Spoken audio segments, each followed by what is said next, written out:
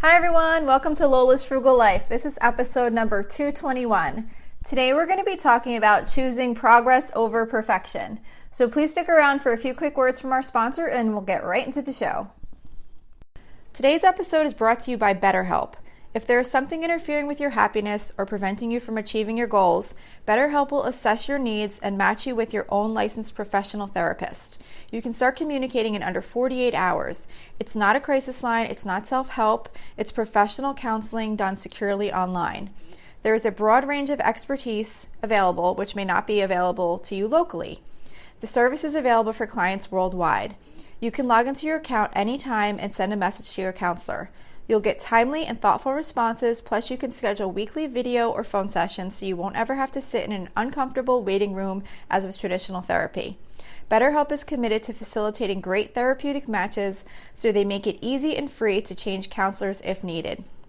It's more affordable than traditional offline counseling, and financial aid is available. BetterHelp wants you to start living a happier life today. Visit betterhelp.com/Lola, that's better HELP, and join the over 1 million people who have taken charge of their mental health with the help of an experienced professional. This podcast is sponsored by BetterHelp, and Lola's Frugal Life listeners get 10% off their first month at betterhelp.com/Lola. Okay, everyone, so today I wanted to talk about choosing progress over perfection. But before we get into the topic, since this is not a frugal topic this week, I wanted to include a frugal tip of the week, like I always do whenever the topic itself is not a frugal one, or, something discussing frugality or something like that. So the frugal tip of the week that I wanted to share this week is something that one of the listeners in our listener group actually posted, and I thought it was a really great tip to share. So what she noted was that for her emails, what she does is she has a separate email that's more for like bills and like financial information, like banking and things like that. And then she has a separate email for, signing up for offers or like creating accounts for online shopping and stuff like that. And I thought it was a really great idea to have those two separate accounts so that you don't wind up getting all that junk mail in your regular email. I don't have mine set up that way, and I kind of feel overwhelmed about trying to switch it at this point because I have so much financial and junk email that come into one email. But I'm thinking that maybe if I gradually start transitioning to a new one for financial information and then just kind of let the old one keep all the junk, that might be a good idea. But I just thought that was a really great tip to kind of try and keep those separate and only use the one for financial things like bills and banking logins and things like that, only specifically for that purpose and nothing else, to keep all the junk out of it. So that's the frugal tip of the week this week. So I think I might have done another episode before on progress over perfection. I'm pretty sure I did. It's a topic that I just really love to kind of think about and remind myself about. With so many things that we want to accomplish in life, we can really let perfectionism hold us back. And perfectionism is basically just a personality trait that kind of causes us to strive for flawlessness. And what can happen is we overthink things and try to wait until the situation is just right to get something done, or until we have all the right tools or the exact plan laid out. We have this idea of like everything that would have to happen to get something done. And then because of that, a lot of times we won't take any action at all because we can't do it just right. So instead of just doing something and making some progress, we'll kind of, fail to do anything. So like, for example, I can tell you for sure that this podcast would not exist if I waited until I knew exactly what I was doing. I thought about it for a while and then just decided to jump in and figure it out along the way. And over 200 episodes later, I'm still figuring things out, but I'm still making progress. And had I waited until I had the perfect plan, I probably still wouldn't have started because there are too many unknowns that I would never have gotten answers to, and I still don't have answers to. So I'm just using that as an example. But it's something that, if I was like, well, I have to figure out like exactly how to record and what microphone to get and where is the podcast going to be distributed to and who's going to listen and how am I going to promote it and, all of that kind of information, I would probably still be thinking it over. So sometimes you just have to gather up what information you have and just kind of jump in. And when we let perfectionism kind of take over, that's when it kind of holds us back because we're like, well, no, we can't do that. We have to make sure we have all the pieces in place first. So that's when you kind of think about this, like choosing progress over perfection and just reminding yourself that it doesn't have to be perfect. Just start where you're at now, make some progress, and make improvements as you go along. So some tips that I thought of to kind of share to help with choosing progress over perfection, or to kind of guide you more towards progress over perfection, are the first one that I thought of was just taking small steps. So like I said, you want to try to avoid trying to figure out everything that will need to be done to get to the end result you're looking for. Instead, you really want to try to just determine what is the next step you can take to move closer to your goal. So I'm sure you've all heard that saying, take the next right step. So that's what you're trying to do here. You just want to try to determine what is the next thing you could do to make some progress. And don't focus on the end result yet. Just focus on the next thing you can do to get one step closer. I'm reading the book Effortless by Greg. I'm not sure how to say his last name. It's McKeown. I really don't know how to say it. It's McKeown. The book is Effortless. And in the book, he gave an example of going through the process of determining the next step. But I thought it was really a great way to kind of present the whole like progress over perfection and not worrying so much about like not letting those little things hold you up. So he kind of talks about this woman who needs to clear books out of a living room that are just like piled up. That she's got like a living room and there's books piled up all over the place. And she says that the next step is that she needs to order a bookcase, and that's why the books are still here. So he says, he or whoever the woman's talking to, I don't remember how it's laid out. They say, well, why don't you go ahead and order the bookcase then? Oh, well, I can't order the bookcase because I don't know the size. Okay, well then why don't you go measure where it's going to go and we'll know the size and we can order it. Oh, well, I don't know where my tape measure is. So kind of like stepping through the process, the conclusion was that the next step is to go buy a tape measure, because then with the tape measure, the wall could be measured, then the bookcase could be ordered. So it's kind of just thinking back logically and saying like, what is the very next step that I need to do to move forward to make progress? So if there's anything that's holding you up from moving forward, just try and really think through like, what is your next step that you can take to get you moving forward? So just kind of taking small steps can help you with making progress rather than kind of looking at that perfection as the end goal. Also, another tip is remember that it does not have to be all or nothing. I find this to be such a great reminder to myself in so many areas of my life. One example that always comes to mind is with decluttering. So say if you have a big decluttering project that needs to be done, and because you don't have enough time to complete the entire project, maybe you do nothing. So instead of doing nothing, you could just as easily do something, declutter a few items. You're still better off by decluttering a few items than by decluttering nothing, just because you weren't able to do it all. And that can be really applied to so many different things. I just use decluttering as an example because it's kind of a simple example to make. But even like, any big project, I know they always use writing a book as an example. That's kind of like an example they always use in like goal setting. But, they always say, you're not going to sit down and just write through a whole book.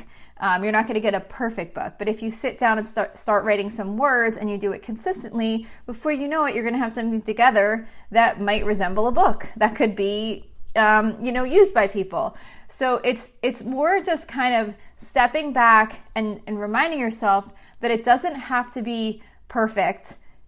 It doesn't have to be completely done, but making some progress is getting you closer to where you want to be.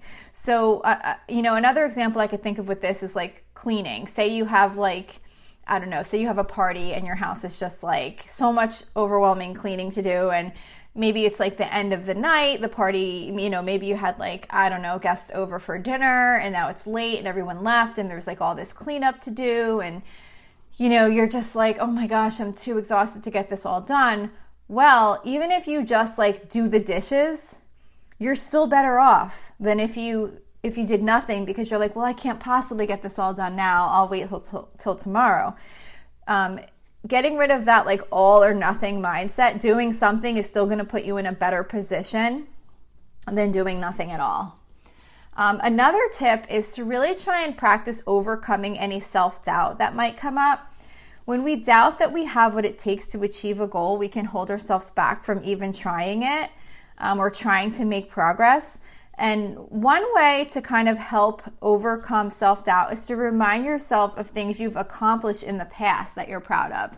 So, just by kind of thinking back and saying, yeah, I finished all those college classes, or, I finished that, I don't know, I finished making this great like woodworking project, or I don't know, I'm just trying to think of some random things, but just kind of think back about maybe some things that you have done that you maybe wouldn't have thought you could have done at the time. And, just kind of reminding yourself that you can do these things, can kind of really just help you overcome any self-doubt that you have about making progress on whatever it is you're trying to work on. And don't compare yourself to others. Don't let the fact that maybe someone else might have achieved the same goal quicker or with less effort than you did. Don't let that make you be discouraged. We all do things at our own pace. And try not to let yourself worry about what others might think. Don't doubt your ability to make a decent decision also. You want to trust yourself to make a decision and just go with it. You don't want to allow yourself to not be able to move forward because you're afraid you're not going to make the exact right decision. Not trusting yourself in decision making is self-doubt. So this is part of like trying to overcome that self-doubt, because if you can just say, all right, these are my options. Of course, you're going to put some thought into it, but kind of just try and think things through, make a decision and go with it. If you keep kind of going back and forth and again leading towards that, like what's the perfect right decision, you're going to wind up holding yourself back. So just kind of really practicing giving yourself credit, getting over that self-doubt, making a decision, and moving forward and making progress. And then you also want to practice patience, especially with yourself. Remind yourself that you only have so much time to work on whatever it is that you're trying to accomplish. You don't want to be too hard on yourself for not getting more done than you would have liked to have gotten done. I know a lot of times there's just days where there's literally no time to get things done. And then there might be other days where maybe you have an hour or two. So if you get an hour or two done on a day that, you happen to have a little time slot available, give yourself credit for making that progress, and don't make yourself feel bad about the day that you didn't have time to do it, because that's just how life goes sometimes. Focus on the progress that you have made and not how much you wish you had gotten done.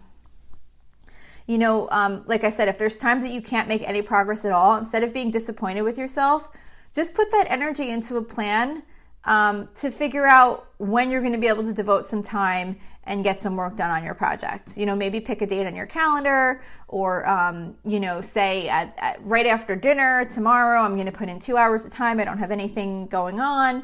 Just kind of like put that, instead of sitting there saying, oh, I didn't get anything done, I'm never going to do this. Just stop there and say, okay, when can I work on this, and get a plan in place and put your energy towards that. And being patient with yourself will also encourage you to keep making progress and celebrating what you have accomplished, no matter how small that might be. It's so important to just keep reminding yourself that even though you're making small progress, you are making progress. And had you let perfectionism take over, you may have done nothing.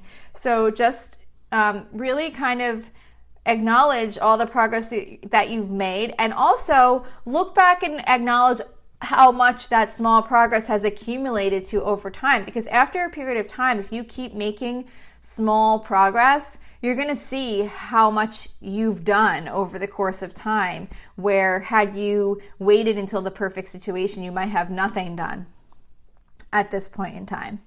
So, I mean, I think the whole point, the whole kind of big picture is really acknowledging that perfectionism and how it can kind of hold you back. Because to me, I never thought of perfectionism as being something that would hold you back. I thought it was like something good. And in certain ways it can be good. I mean, people that want to do really quality work, that is a good trait if you want to have things done really well. It's when you allow it to make you not do anything because you're waiting until that time that you have everything just in place. So this can really help us, like getting past this and working on this and really focusing on that progress instead of perfection. It can help us in so many areas of our life, from cleaning our house to meal planning to decluttering, improving our budget, saving money, learning a new skill, learning a new hobby. It can just really impact so many areas of your life.